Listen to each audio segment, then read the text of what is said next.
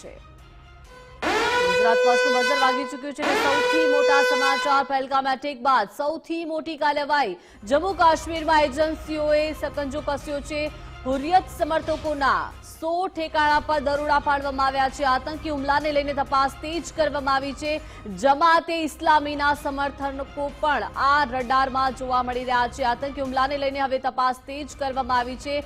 જમાતે ઇસ્લામીના સમર્થકો પણ રડારમાં છે, એટલે કે જમ્મુ કાશ્મીરમાં એજન્સીઓએ સકંજો કસ્યો છે। હુરિયત સમર્થકોના 100 ઠેકાણા પર દરોડા પાડવામાં આવ્યા છે। આતંકી હુમલાને લઈને એક બાદ એક આતંકીઓના ઠેકાણા ધ્વસ્ત કરવામાં આવી રહ્યા છે। તેમને સાથ આપનારા લોકોની પણ પૂછપરછ કરવામાં આવી રહી છે અને જમ્મુ કાશ્મીરમાં અત્યારે એજન્સીઓએ સકંજો કસ્યો છે।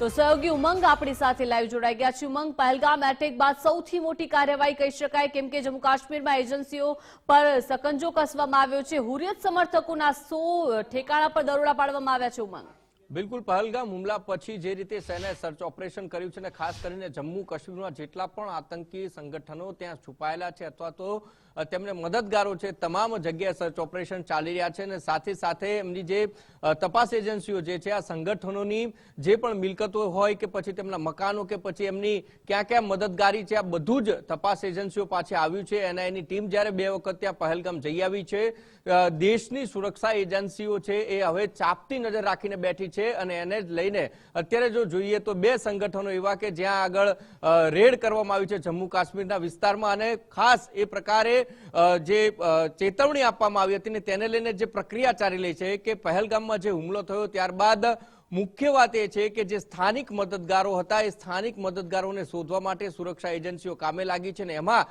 ક્યાંક ઘણી બધી કડીઓ છે એ તપાસ એજન્સીઓને મળી પણ છે અને તેને લઈને જ અત્યારે ગઈકાલે પણ આપણે જોયું હતું કે પહેલગામ અને જમ્મુ કાશ્મીરના જે વિસ્તારો છે ત્યાં આગળ જે મિલકતો છે આતંકી સંગઠનો સાથે જે લોકો સંકળાયેલા છે તેમની મિલકતો પણ છે તે પણ જપ્ત કરવામાં આવી હતી અને અત્યારે પણ 30 થી વધારે જગ્યા ઉપર સર્ચ ઓપરેશન સાથે સાથે એમના જે સંગઠનો જે એજન્સીઓ અને જ્યાં તેમની મિલકતો આવેલી છે ત્યાં રેડ પણ ચાલી રહી છે।